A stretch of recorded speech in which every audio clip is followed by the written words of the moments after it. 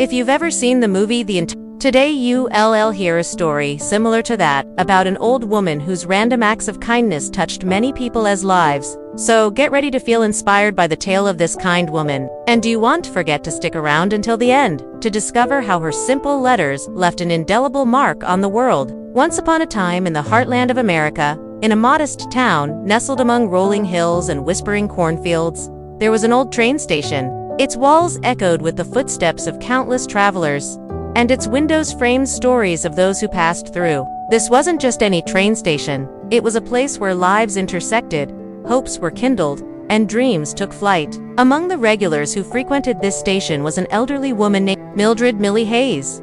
Her age was a tapestry, woven with threads of time, each wrinkle a testament to a life well lived. But her eyes held the ageless twinkle of wisdom and kindness. Every weekday, as the first rays of dawn kissed the horizon, Millie could be found at the station, unlocking its secrets one by one. Her daily ritual was as ingrained in the station's routine as the rhythmic chugging of the trains themselves. First, she would open the ticket window, allowing the daylight to spill in and chase away the remnants of the night. Then her gaze would turn to the marble floors, which she swept with a slow grace, ensuring each stroke would not just clean the floor, but brush away any lingering sadness or worry. She would rearrange the unclaimed scarves, gloves, and umbrellas on the lost and found shelf, each item a silent messenger of journeys interrupted and lives lived. For Millie, the station was more than just a workplace. It was a sanctuary, a place where the echoes of laughter and the murmur of conversations wove a comforting blanket around her. The scent of coffee from the nearby cart mingled with the sweet fragrance of freshly baked bread from the bakery across the street, creating a sensory symphony that resonated deep within her soul. But perhaps what touched Millie the most was the sound of the trains, their whistles piercing the morning stillness, a melody that stirred memories and reaffirmed the enduring rhythm of life.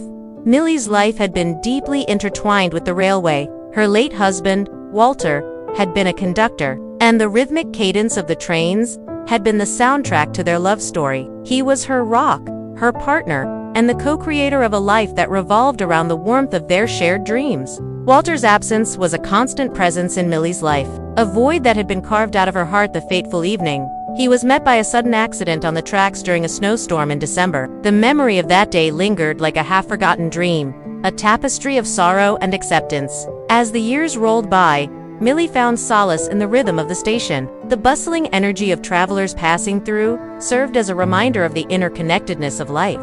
Each face was a story waiting to be told, each journey a chapter in the grand narrative of existence. Yet amidst the flurry of activity, Millie carried a secret, a quiet tradition that whispered of love, loss, and the enduring power of the human spirit. Beside her ticket window, nestled in a corner, sat a small wooden box adorned with faded paint. It was unassuming, almost hidden, as if it bore the weight of a tale too precious or perhaps too painful to be shared. This was Millie's sanctuary, her connection to the love of her life, and the keeper of her deepest emotions. She called it her letters of hope. Each morning, before the sun had fully awakened, Millie would sit down with a small piece of stationery and a pen. She would write messages of encouragement, words of comfort, and seeds of inspiration, tucking them into envelopes she had stamped with a single kiss. Her words were as diverse as the travelers who graced the station, each letter a beacon of light in the darkness of someone's journey. Some envelopes bore messages like, "Your light shines brightly," while others whispered, "Keep holding on." Each word was a prayer, a silent plea for the universe to guide these missives to those who needed them most. But here's the enigma. Millie never sent these letters. Instead, she would leave them behind, placing them on benches, in coat pockets, or on cafe tables, trusting that the universe would orchestrate their discovery. She believed in the serendipity of life, in the unseen threads that connected human hearts. For Millie, this was her way of keeping Walter's spirit alive. He had a knack for making people feel seen, heard, and valued, and she wanted to carry on his legacy. In a world that often felt indifferent, Millie's letters were a quiet rebellion, a testament to the belief that kindness could transcend the ordinary. One crisp autumn morning, a young man named Daniel found one of Millie's letters. He was 28 years old, his shoulders stooped as if carrying the weight of the world. His eyes, though, held a flicker of hope that refused to be extinguished. He was a musician, his guitar slung across his back, a silent promise of dreams yet to be realized. Daniel had come to the big city, drawn by the allure of opportunity, only to find himself lost in a labyrinth of rejection and self-doubt. As he walked into the cozy confines of the station cafe, seeking solace in a warm drink and a moment of respite, he saw it, a letter resting on the table, as if waiting for him. It simply said, "You are stronger than you think. Don't give up." Daniel felt a lump forming in his throat. Was this a message from his guardian angel? He pondered. With trembling hands, he read on, "Your dreams are worth fighting for. Don't let go of your hopes and aspirations." And then a postscript, "You matter." Suddenly, tears welled up in Daniel's eyes, blurring the ink on the paper. He looked around, searching for the author of these words, hoping to express his gratitude. But Millie, the architect of these words of wisdom, remained hidden, observing from behind her ticket window, a subtle smile gracing her lips. She had seen Daniel enter the cafe, his shoulders slumped with the weight of his disappointments, and in that moment, she knew he needed more than just a cup of coffee. He needed a reminder, a spark, to rekindle his fading determination. Days turned into weeks, and the autumn leaves gave way to winter's icy embrace. Yet Millie's letters continued to flutter around the station like fallen leaves dancing in the wind, seeking out those who needed them most. And as fate would have it, one such letter found its way into the hands of a young mother named Jessica. She was 34, her eyes reflecting the strength and resilience that only motherhood can forge. Her son Ethan, a bright-eyed 7-year-old, snuggled close to her as they braved the snowstorm that had blanketed the town. They were at the station, seeking shelter from the unforgiving weather. As the snow swirled outside, Jessica noticed a letter lying in the pocket of a borrowed coat from the lost and found. She unfolded it slowly, revealing the words that had found their way into her heart. "You are doing your best, and that is enough." Tears welled up in Jessica's eyes as she realized that this wasn't just a random note. It was a message from the universe, a gentle nudge reminding her that she was more than just a mother.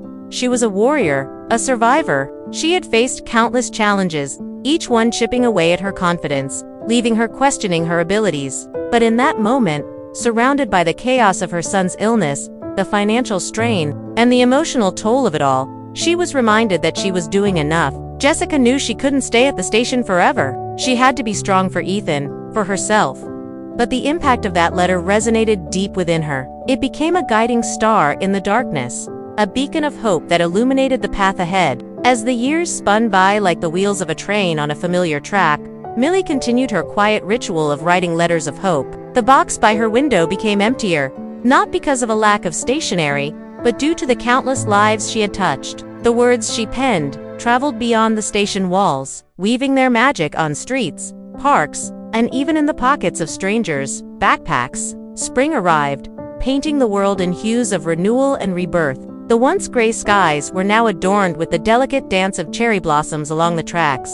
But for Millie, the joy of the season was tinged with the realization that her own time was slipping through her fingers like sand. She felt the limitations of her age creeping closer, her steps slower, her hands a bit more shaky, but her spirit remained as resilient as the old brick walls of the station, steadfast and unwavering. As the news of Millie's failing health spread through the town, people from all walks of life came to the station, some with flowers, others with warm smiles and stories to share. Even Daniel and Jessica returned, their lives forever altered by the words of wisdom Millie had placed in their paths. At her final day at work, the station buzzed with emotion. The sight of Millie sitting in her usual spot, though frail, brought tears to many eyes. The plaque that now hung near her ticket window read, "In memory of Mildred Hayes, who reminded us all that kindness can travel far."